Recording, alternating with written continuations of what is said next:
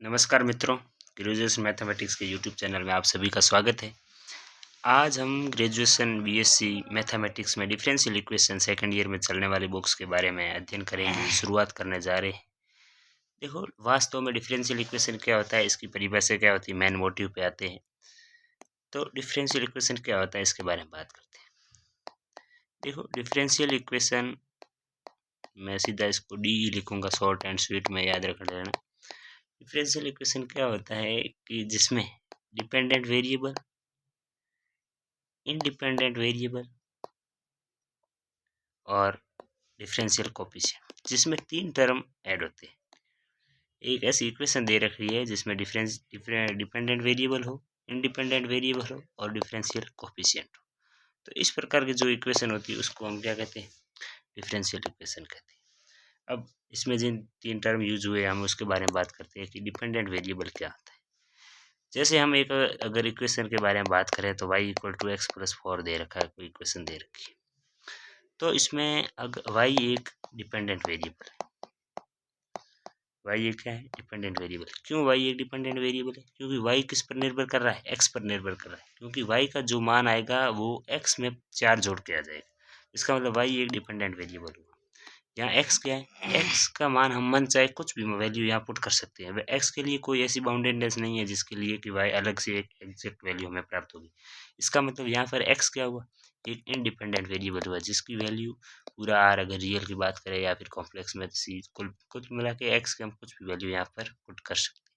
तो ये होता है इंडिपेंडेंट वेरिएबल। और इसके बाद हम इसके प्रकार के बारे में बात करते हैं कि डिफरेंशियल इक्वेशन कितने प्रकार की होती है। तो डिफरेंशियल इक्वेशन मुख्य रूप से दो प्रकार की होती है, जिसमें एक पहला प्रकार है अपने पास ऑर्डिनरी डिफरेंशियल इक्वेशन।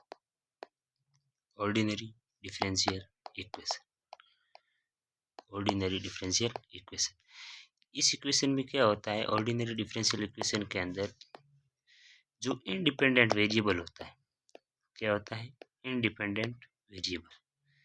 जो इंडिपेंडेंट वेरिएबल होता है वो होता है वन, एग्जैक्ट वन। क्या होगा, एग्जैक्ट वन।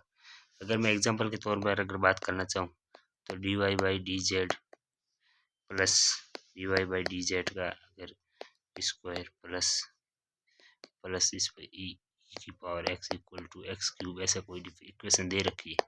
तो ये इक्वेशन आप देख पा रहे हैं, इसमें डिपेंडेंट वेरिएबल जेड है। क्योंकि अगर D Y by D X, अगर इसमें हम डिपेंडेंट और इंडिपेंडेंट वेरिएबल की बात करें तो वाई क्या है, डिपेंडेंट वेरिएबल है। वाई क्या है, डिपेंडेंट वेरिएबल। एक्स क्या है, independent variable. Independent variable x क्यों हुआ, क्योंकि एक्स के सापेक्ष वाई का अवकलन हो रहा है। इसका मतलब एक्स तो स्वतंत्र है, लेकिन वाई का एक्स के सापेक्ष अवकलन हो रहा है। इसका मतलब वाई क्या हुआ, एक्स पर डिपेंड हुआ। इसका मतलब वाई एक डिपेंडेंट वेरिएबल है, एक्स एक इंडिपेंडेंट वेरिएबल। इसी प्रकार एक और दूसरे टाइप की जो डिफरेंशियल इक्वेशन है, तो वो डिफरेंशियल इक्वेशन उसका नाम है partial differential equation, partial DE, short में डिफरेंशियल इक्वेशन। पार्शियल डीई में क्या होता है अपने पास में, पार्शियल डीई के अंदर more than one independent variable होंगे, more than one independent, more than one independent variable होंगे। तो more than one independent variable है, इसका मतलब वो इक्वेशन क्या है, पार्शियल डिफरेंशियल इक्वेशन। जैसे D Y by D Z plus D Z by D X equal to X की पावर 3, या इस प्रकार की कोई इक्वेशन अपने पास में दे रखी है। इसका मतलब ये जेड, वाई का जेड के सापेक्ष भी हो रहा है, जेड का एक्स के सापेक्ष हो रहा है, और अगर वाई का भी जेड के सापेक्ष। इस प्रकार के अगर मोर देन वन इंडिपेंडेंट वेरिएबल उपस्थित होते हैं, मोर देन वन, तो इस प्रकार की इक्वेशन होती है, उसको हम क्या कहते हैं, इंडिपेंडेंट पार्शियल डिफरेंशियल इक्वेशन, जिसके अंदर इंडिपेंडेंट वेरिएबल मोर देन वन होते हैं।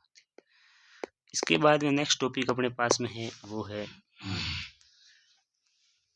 अपने पास में ऑर्डर एंड डिग्री। कि ऑर्डर एंड डिग्री क्या होती है उसके बारे में बात करते हैं। ऑर्डर एंड डिग्री, देखो ऑर्डर एंड डिग्री काफ़ी बार एग्जाम में पूछा जाता है, 2 नंबर का 4 नंबर का क्वेश्चन हर बार एग्जाम में किसी न किसी एग्जाम में पूछा जाता है। तो ऑर्डर क्या होता है इसके बारे में बात करते हैं।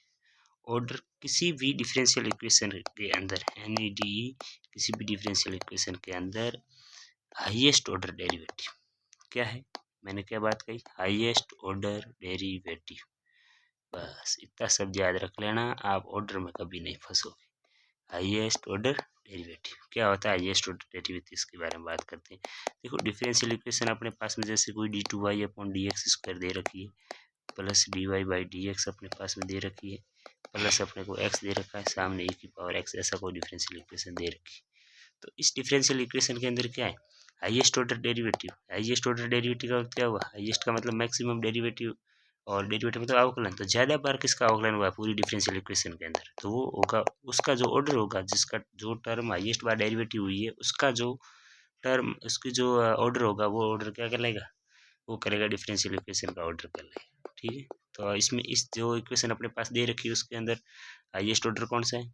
d2y/dx square. मैक्सिमम बार ऑर्डर डेरिवेटिव किसका हुआ है? 2 बार हुआ है, इस टर्म का हुआ है। तो इसका जो ऑर्डर हुआ वो क्या हुआ? 2।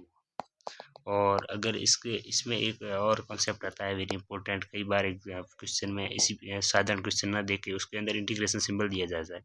तो कोई भी अपने पास डिफरेंशियल इक्वेशन अगर ऑलरेडी दे रखी है और उसके अंदर कोई इंटीग्रेशन का सिंबल दे दे, ये एग्जाम में पूछा जाता है। अगर कोई इंटीग्रेशन का क्या दे दे, ऑलरेडी अपने पास इंटीग्रेशन दे दे उस डिफरेंशियल इक्वेशन के अंदर, जैसे मैं एग्जांपल के तौर पे अगर आप बात की जाए तो dy/dx square plus dy/dx plus integration of e की power x equal to x cube, ये अपने पास डिफरेंशियल इक्वेशन दे रखी है।